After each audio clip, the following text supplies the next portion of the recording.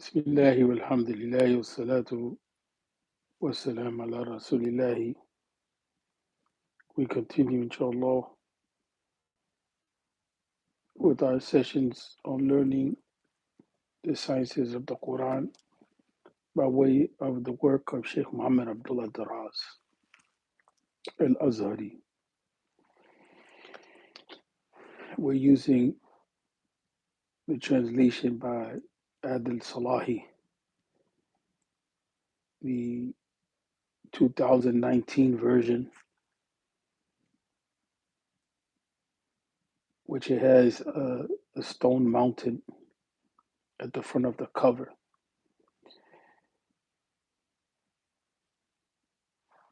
Before we begin, we wanted to look at the table of contents to get an understanding of the structure of the book itself. So there's the introduction by Adil Salahi, who's the translator, and a little about the book, the postscript preface, then the introduction by Sheikh Abdullah Daraz himself. One of the first things that Sheikh Abdullah Daraz does is to tackle the definition of what is Quran and how it differs from Hadith. And then he goes into more complicated topics such as the source of the Quran and prophecies in the Quran and the idea of the Prophet ﷺ having teachers. And then establishing this concept of revelation as being a source of knowledge that extends beyond what it is that we understand in this world. From there, he turns to deal with the idea of the Quran as a literary miracle. In the past, what we called it mu'jiza, it used to focus heavily on the language of the Quran itself. More so than in today's time where people they like to talk about the scientific miracles of the Quran and so on and so forth, which actually is extremely problematic. And that many times when people are talking about the scientific miracles in the Quran, the language that they use is almost as though to prove that the Quran has weight of and it has truthfulness because somehow or some way it points to this scientific point. That's a position which doesn't have a strong basis and has no foundation at all in Islamic sciences. The proof of the authenticity of the Quran doesn't come because the Quran mentioned some facts that happen to fall in line with where science is at today. Science, the goal of it is not to prove what is true, but to prove what is workable and beneficial within a particular theory that's dominant in a set of time.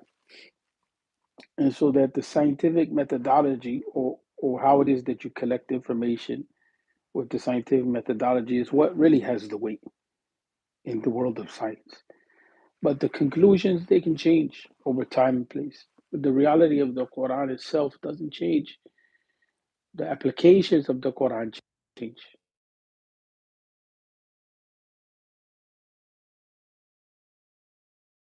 And that we want to key into, I'll put it in a different way.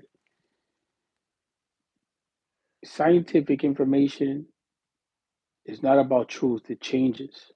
Matter of fact, is a part of the process of science is to criticize and undermine a position, right? To see if it can hold up. The Quran itself, it doesn't. That's not the approach of the Quran. First of all, the Quran is dealing with the reality of human existence and the meaning of life.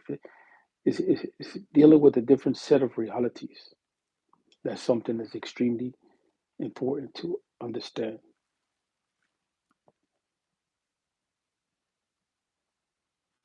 Can everyone hear me?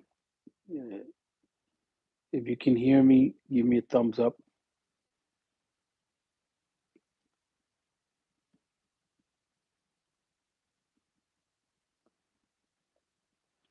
So we differentiate between the authenticity of the Quran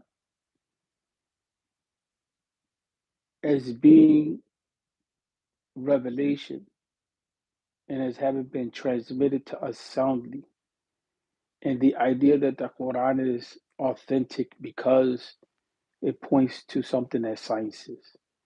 Science as a concept is limited to the physical, observable phenomena in this world. The Quran is talking to us about matters of the seen and the unseen, and is talking to us about matters of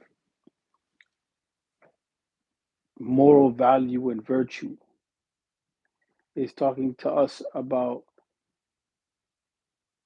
the human existence. It's talking to us about human life as a whole, not in just a biological sense, not just in the physical sense, but as it pertains to the soul, as it pertains to community. So it goes beyond the limits, that are imposed by science. So that's something that is extremely important. I didn't want to get off into that 100%, but that's something key. So then after that, uh, he continues on that theme of the Quran and miracles, and then he begins to go into something that's extremely important, which is the language of the Quran with regard to how it communicates meaning outside of this idea of it being miraculous. So the idea of the broadest meaning and the minimal wording, meaning that the Quran can contain tons of meaning but use a few words. And then the transformational position, the revolutionary stance in Islamic studies and Quranic studies is the idea of the unity of the surah. On 179, he takes that up. And this is where we begin to see that Sheikh Abdullah Daraz is tracking another path in tafsir and in Islamic studies. And that most of the times when we read tafsir looks at the meaning of a surah ayat by ayat in a very isolated way, meaning that there's not a lot of conversation most of the times in many of the tafsir. Tafsir is the plural tafsir about the relationship that these ayat have to each other and what is the overall meaning that you get. So he's tackling that theme just like we saw in Muntasir Mir, just like we saw with Farahi, like we saw with people like Maududi and others, although Maududi has some limitations. So this idea of the unity of the surah is being taken up, and then after that, the rest of the book is a study on Surah Al-Baqarah. The rest of the book is a study on Surah Al-Baqarah, applying this idea of looking at the miraculous aspects of the language of the Quran, looking at the way that the Quran communicates meaning, looking at the unity of the surah, looking at the structure overall of the surah.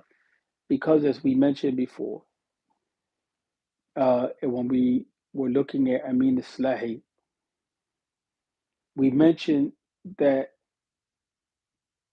one of the doubts that the Orientalists imposed on the Muslim world in Quranic studies, and the Orientalists, many times, many of them were experts from the Jewish or Christian community that were religious. Many were missionaries in the Christian reality, and they were studying Islam systematically, and they were also in service of one of the empires, the French Empire or the British Empire, and so on and so forth. In the US, we have the academicians that do that. They do that work.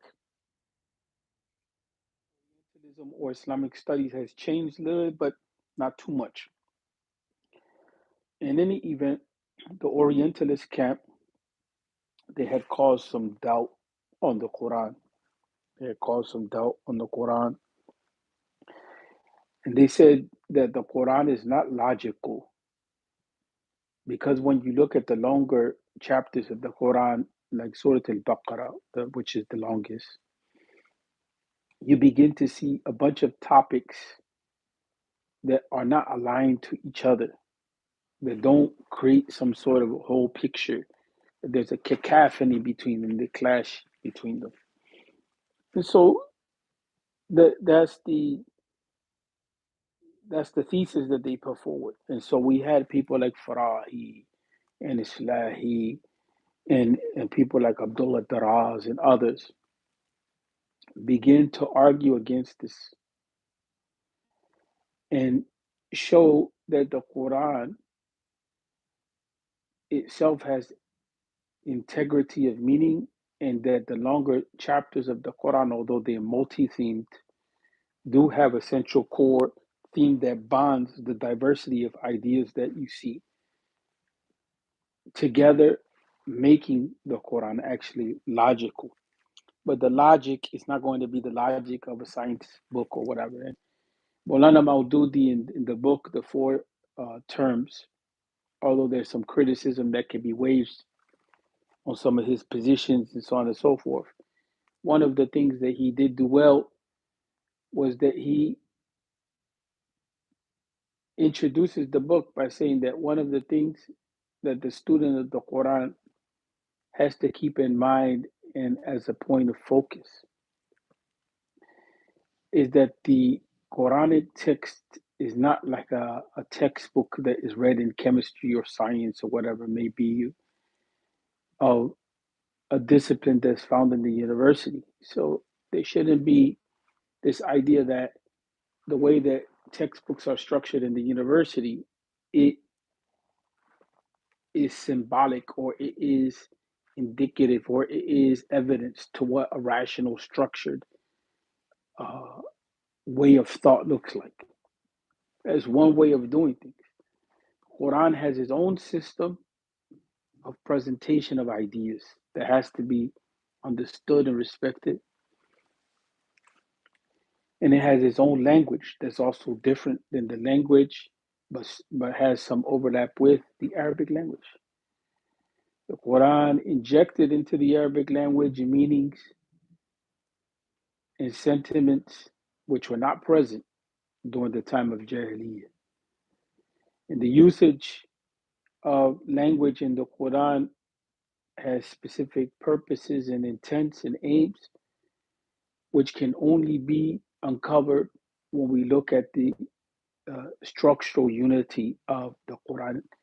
البنية يعني الوحدية, as Dr. Taha Jabir used to say, the internal integral unity of the Quran itself is important, the oneness of structure and how the structure is integrated and how it overlaps with each other and how it does not contradict. That's something that is very important to be conscious of. Without that consciousness, it becomes difficult to understand how it is that the Quran operates, because then you just see ideas and you don't see how it is that they relate to each other. So that's why we've been emphasizing the idea of the unity of the Quran and the way that it is that the Quran overlaps with itself and the way that it is that the Quran communicates meaning. So we're gonna move forward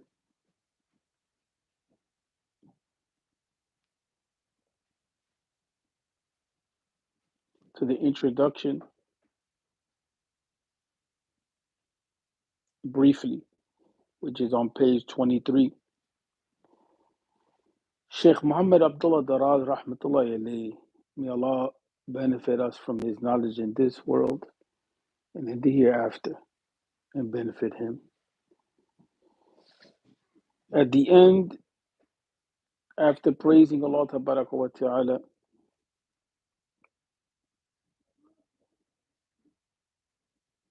he in many ways describes the Quran in his introduction. He says, "Praise be to Allah who has favored us above other communities by sending us the Quran, the like of which He has not sent to any other community. He has made the Quran a book of guidance for all humanity times, and the final version of all divine revelations." So here we get three different understandings with regard to the Quran. First is that the Quran is a book of guidance. So then the question comes, is it a book of guidance for everyone? Or is it a book of guidance for a particular community or a particular time period? So that question is answered. It's a book of guidance for all humanity in all times. And then the other question comes, well, is it a complete guidance, or will we be in need of other guidance in addition to it?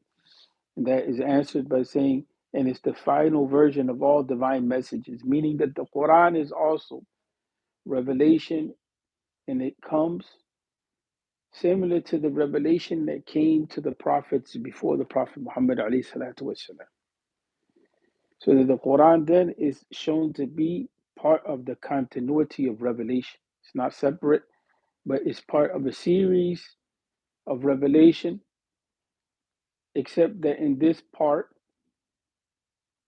of revelation, which we call the Quran, unlike the Torah or the Injil or the Zabur, the Quran is not just speaking to one specific community, but is speaking to all of humanity, whereas the revelation that came before were directed to specific communities. The other thing is that it's not just speaking to all of humanity, but is speaking to all generations after the Prophet Muhammad alayhi salatu wasalam. Right? So that's important. He has also placed within it irrefutable and timeless evidence testifying to his truth. So here, this is a large claim.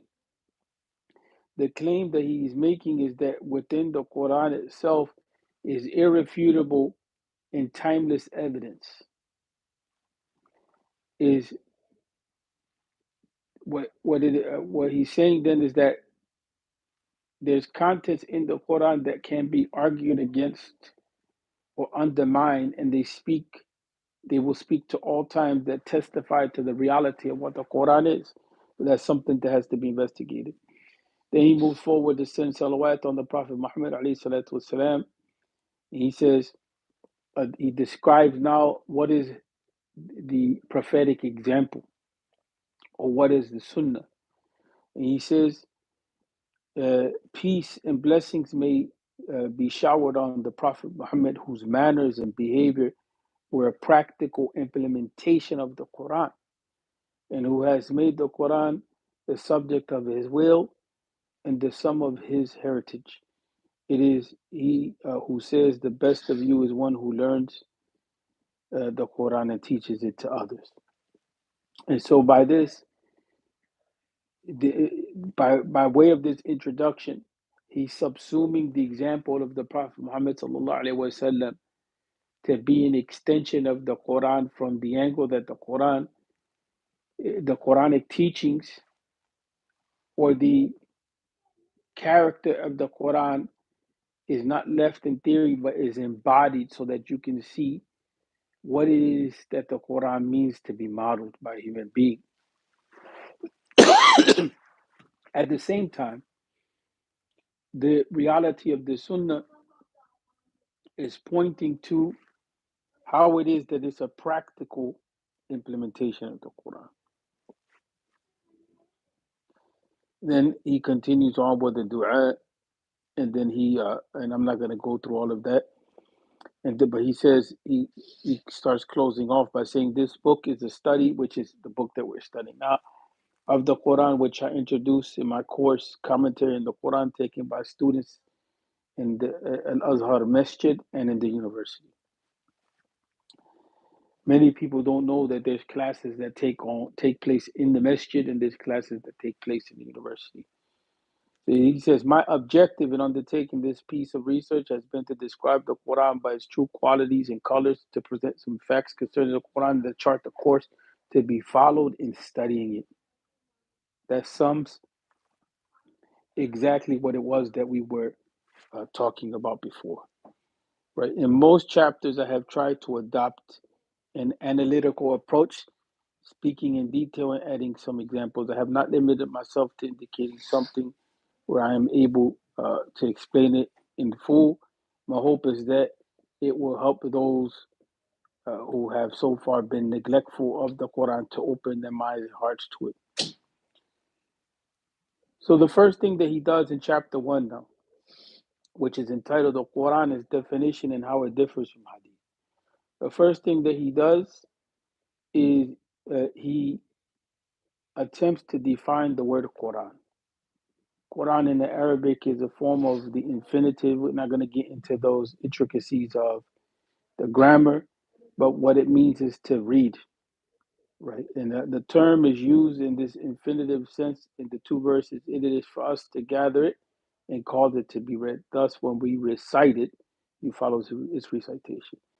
Okay, so the term has come to acquire a new sense outside of the sense that Quran means in the Arabic language. Uh, it denotes the book of Allah, which is revealed by God. And remember, we said that the Quran injects in the Arabic language meanings.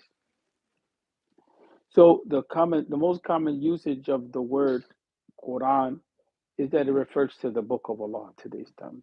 Simply put, in the Arabic language prior to Islam coming into the Arabic-speaking communities, it meant a recitation or read.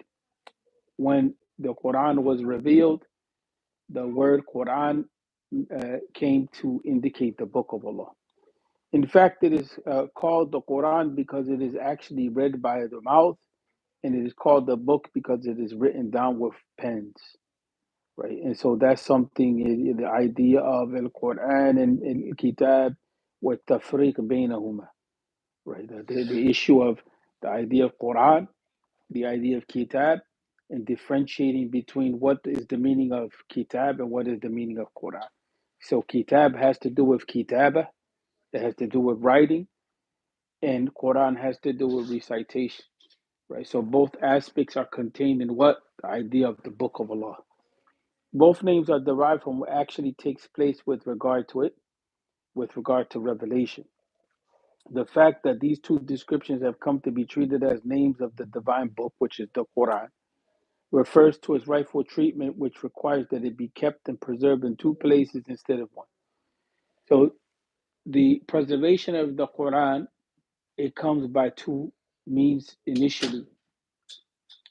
It comes by means of memorization and by codification and writing. But not only that, by implementation, which is the embodiment of the reality of the Quran.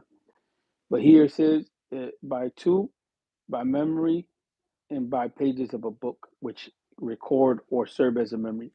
Thus, should an error find its way into one, the other will correct it.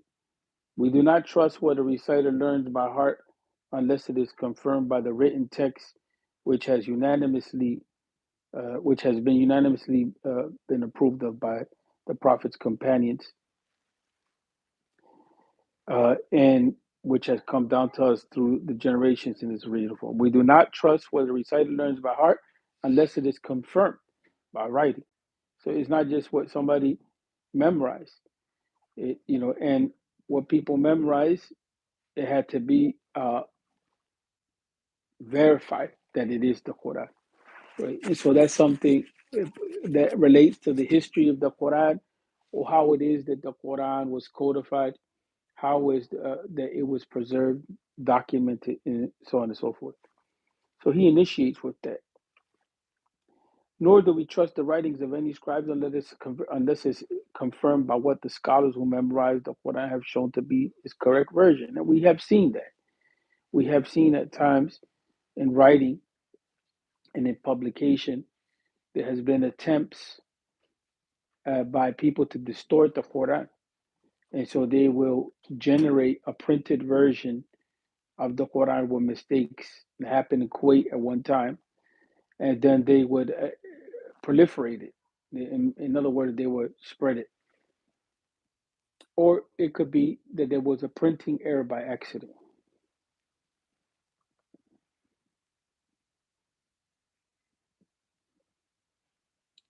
That would be considered, Sheikh Daniel, who asked the question, was the compilation of the Quran done by the ijma' of the Sahaba? Initially, from my understanding, initially they thought that it was some sort of a bid'ah. The Mus'haf, which became known as the Mus'haf Uthmani, the idea was there. The Quran was written early on, just like the Ahadith were written, and there was a separation between the two, the Quran and the Ahadith. Even though we have a Hadith that's problematic in meaning, in that it says, don't write anything but the Quran. That Hadith led people to believe that uh, Hadith were fabricated because of the command of not to write anything except the Quran. But even though that was the case, that the Hadith, we have it, the Hadith were still being written and the Quran was being written. But the idea, remember, at that time was to ensure that there was a clear separation between the contents of the Quran and what it is that was being said by the Prophet ﷺ, or what it is that was being recorded from his actions. There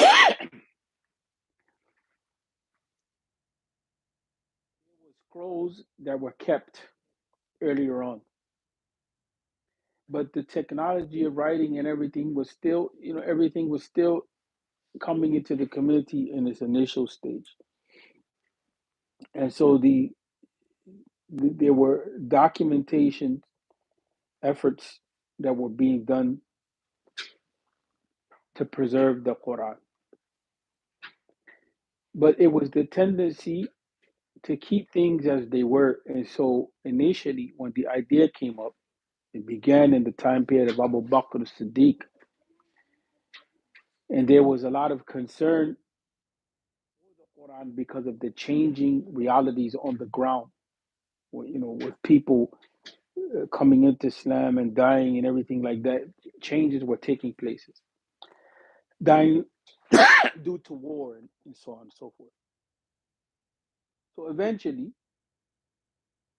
by the time we get to the period of Uthman,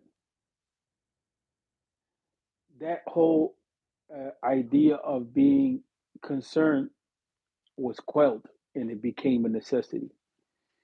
So by the time the Quran is compiled during the period of Uthman bin Affan, Uthman bin Affan, under his watch is when the Quran began to be systematically written. It was written before, but we don't call that codification. We call codification systematically writing. And so by that point, it became unity. It became a position of unanimous, approval. So it was by ijma, or consensus of the companions. The writing of the Quran became preserved.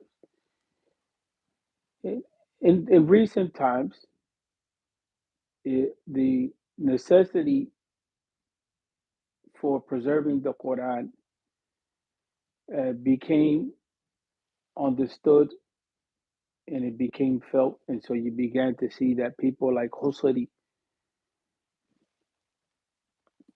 Sheikh Khalil al Husari al Azhari, he recorded the whole of the Quran from beginning to age for the first time in history by way of recording with proper, meticulous, expert recitation. And other scholars have pointed out that the preservation and the recording of the Quran didn't stay only at that level, at the level of memorization, at the level of writing, at the level of recording, as we know, sound recording, but also the preservation of the Quran took place in a different way in recent times with the video recording of expert reciters so that you can see how it is that their mouths, what's going on with their tongue, what goes on with their lips, what goes on with the pressure of air, and so on and so forth. And so that added a dimension that was missing in just the basic sound recording, wherein you can see exactly how it is that the expert reciter models the recitation, the reading of the Quran. There was other attempts, such as the idea of producing a mushaf that has a color-coded system which helps the student to identify what we call the rules of tajweed and where it is that they're to be implemented.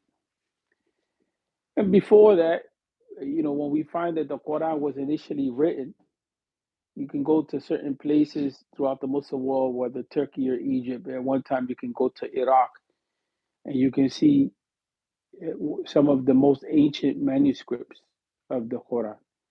And so they're on big lohs or big leaves, and the Arabic is written without any diacritical marks, meaning there's no fatha, there's no dhamma, there's no kasra, there's no tanween, none of that. It's just Arabic letters without any markings.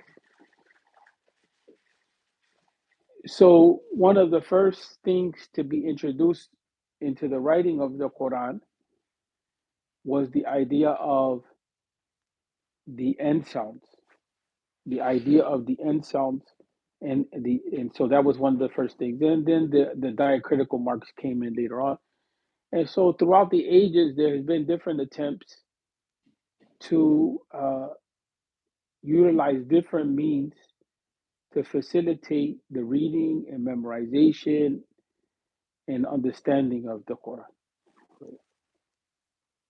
So that's just a little background on that issue, right? But the idea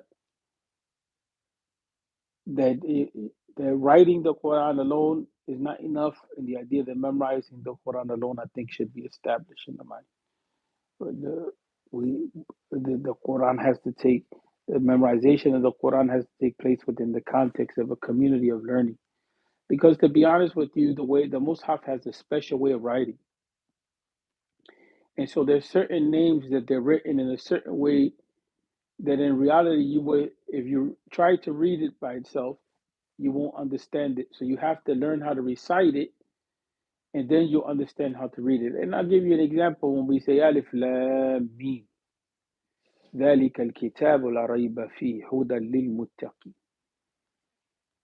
If you were to uh, read Alif Lam Mim in the Quran without understanding how to recite it, you will read Alif.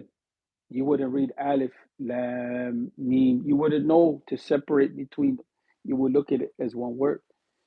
And so that's why there's always that statement of the ulama, which rings true up to today, that the person whose book is their sheikh has more mistakes than they have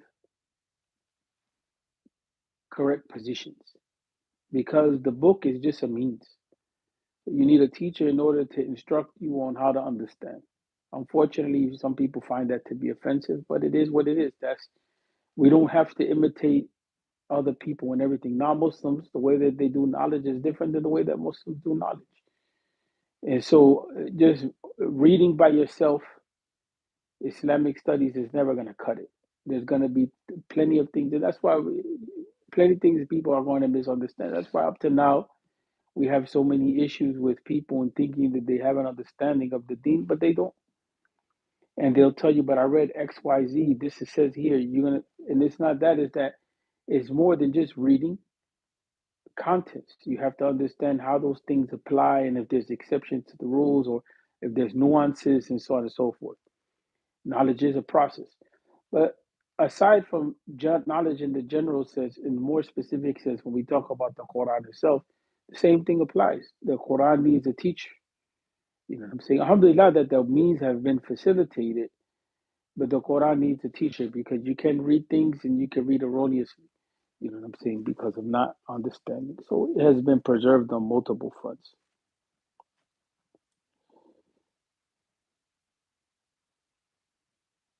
So one of the things that comes up next, and I want to skip forward onto the issue of the Quran as being a divine text. He says that it is universally known beyond any shred of doubt that this sublime book, the Quran, was delivered to mankind through Muhammad bin Abdullah. That's true. No, not Muslim or non-Muslim don't debate that point. The non-Muslims may debate whether it's revelation or not, but they don't debate that it was related to the Prophet Muhammad sallallahu alaihi wasallam. There's no issue there. The question becomes, how do we define the Quran, right? And the question comes, is the Prophet ﷺ the author of the Quran? Is it an expression of his own thoughts or not? Of course, it's not. But scientifically or systematically or scholarly, we have to explain how it is the case. How can we be certain that the Quran is not ideas of the Prophet ﷺ?